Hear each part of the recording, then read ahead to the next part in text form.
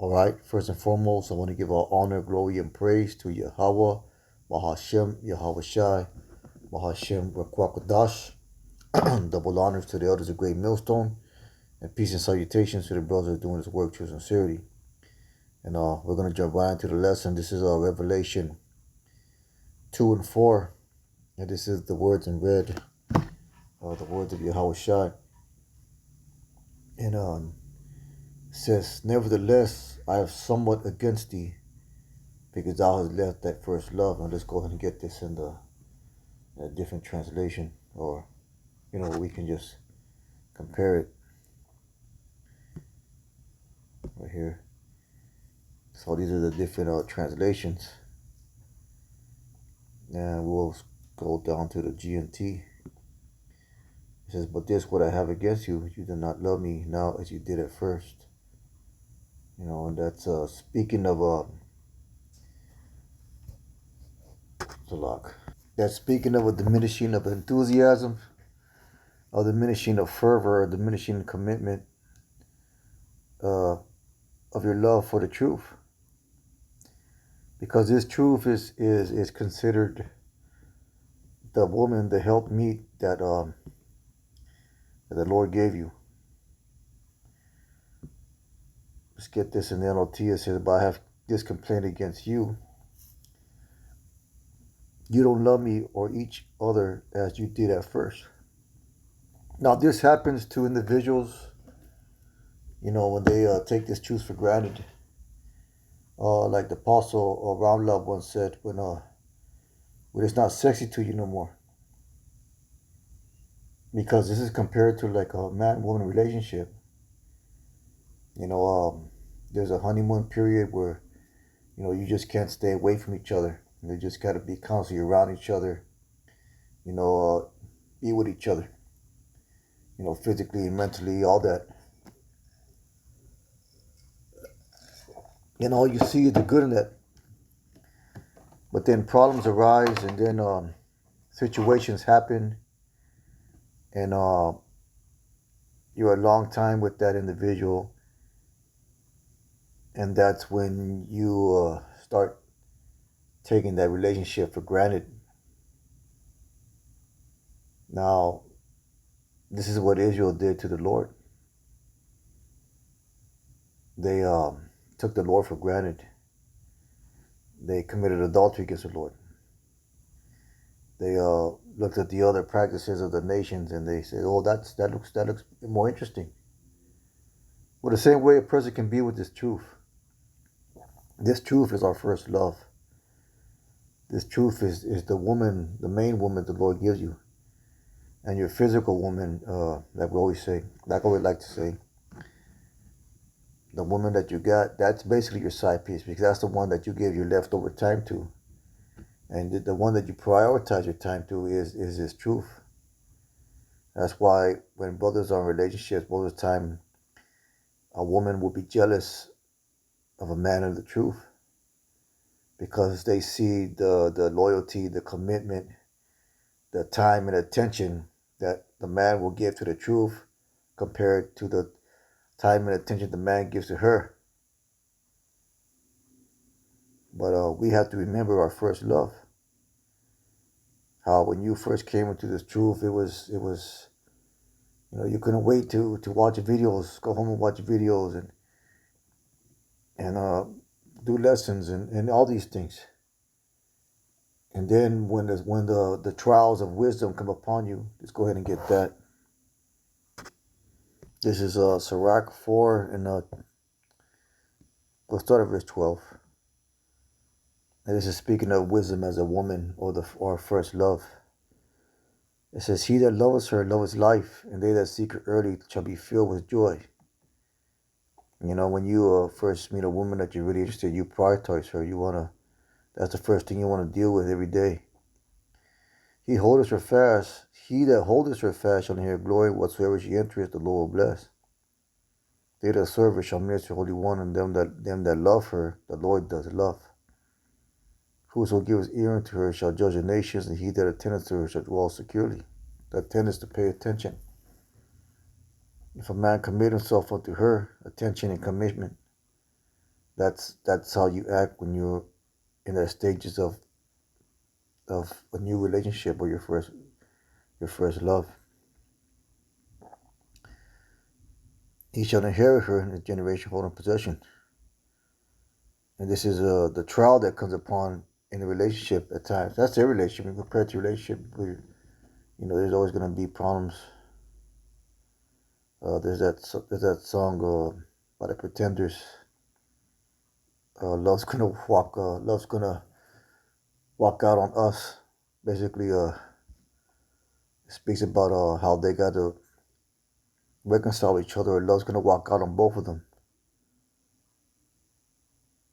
So this truth takes a constant working. You got to constantly work in your relationship with the truth, or else you're in danger of losing your first love. So let's go ahead and keep on going. It says, "For at first she will walk with him by crooked ways, and bring fear and dread upon him, and torment her with her discipline, to make trust his soul, and try him by her laws.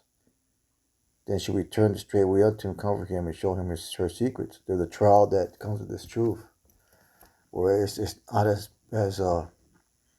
it becomes hard to it becomes hard and difficult to maintain that relationship with her. It says, "Then she'll return straightway unto him, and comfort him, show her secret." But if you keep on and you fight for that relationship, there is benefits, but there is a greater love to be had. But you have to be careful not to deal treacherously with your first love, man. Let's go ahead and get Malachi 2:14. This is Malachi 2:14. It says, "So yet you say, wherefore, because the Lord has been witness between thee and the wife of thy youth," and speaking, symbolically of wisdom, "against whom thou hast dealt treacherously. Yet is she thy companion and the wife of thy covenant." She is thy companion. That's what Genesis, the second chapter, the help meet.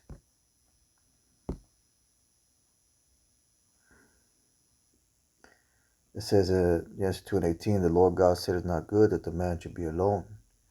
I will make him a help meet for him." And that's symbolically can be uh, compared to wisdom. Because wisdom is compared to a wife, compared to a woman. Let's go ahead, Proverbs 1:20 to prove that. This is Proverbs 1:20. He says, "Wisdom cries out, she." See, it's a she. It's compared to a woman. "She utters a voice on the street. She cries. She plays trumpet over the gates of the city. She utters the word, saying, how long is it wounds with no simplicity, and scorn the light, scorning, and fools hate knowledge." Also in the fifth chapter of Proverbs, it calls wisdom the wife of thy youth. Proverbs 5:18, it says, Let thy fountains be blessed, and rejoice with the wife of thy youth, your first love. Let it be the loving hind and pleasant road, let her breast satisfy thee all times, and be thou ravished always with her love. And while wilt thou, my son, be ravished with a strange woman, and embrace the bosom of a stranger. Now that strange woman is speaking of philosophies. And if you go to the book of Revelation, it speaks about, go ahead and get that. It speaks about the elect that were not defiled with women, meaning they maintain that commitment to their first love. It's Revelation 14:4. And speaking of the elect, so these are they which were not defiled with women, for they are virgins. These are they which follow the Lamb which he goes. These are redeemed from among men, being the first fruits of Yahweh unto the Lamb. Now let's go ahead and get translations for this. These are the different translations of Revelation 14:4. And we're going to read the APMC. And it says that these are they who have not defiled themselves by relations with women, for they are pure as virgins. These are they which follow the Lamb wherever he goes. These are they who have been ransomed, purchased, redeemed from among men as the first fruits for Yahweh and the Lamb. Now, there's another one which speaks about them being the elect. This is the GW. Said these 144,000 virgins are pure. So I tell you right now, they're speaking about the elect. They follow the Lamb wherever he goes. They were brought from among humanity, his first ones offered to Yahweh and to the Lamb. So this is these elect men. They're gonna hold that beautiful relationship with their first love. That's gonna be one of the signs of them being the elect. They're gonna follow Yahweh Shai wherever he goes. You know. But this is the love that Yahweh Shai is speaking of. Yahweh Shai in the Revelation. That's the words in red. You're speaking about keeping your relationship with that woman known as wisdom or as truth. If you want to like generalize it all. This is Proverbs. No, we got them already. Ecclesiastes. This is let's see here.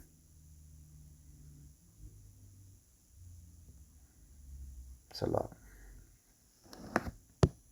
This is Ecclesiastes 9 and 9. It says, live joyfully with the wife whom thou lovest all the days of life. The life of thy vanity which she has given thee under the sun. All day the vanity, for that is the portion. That is thy portion in life. And labor which thou takest under the sun. And the wife of our youth is wisdom. The wife that we are to maintain our initial or prioritized love to is wisdom.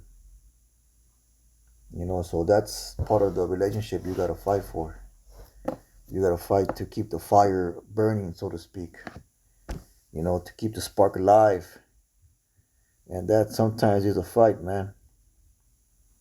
But anything worth having is worth fighting for, like the old proverb says. But with that being said, just a real quick lesson.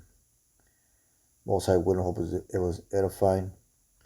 With that, I want to give all honor, glory, and praise to Yahweh Bahasham Yahweh Shai, Hashem Bakwakadash, Kahala Yahweh Bahasham Yahweh Shai. Let's keep on pushing. Shalom.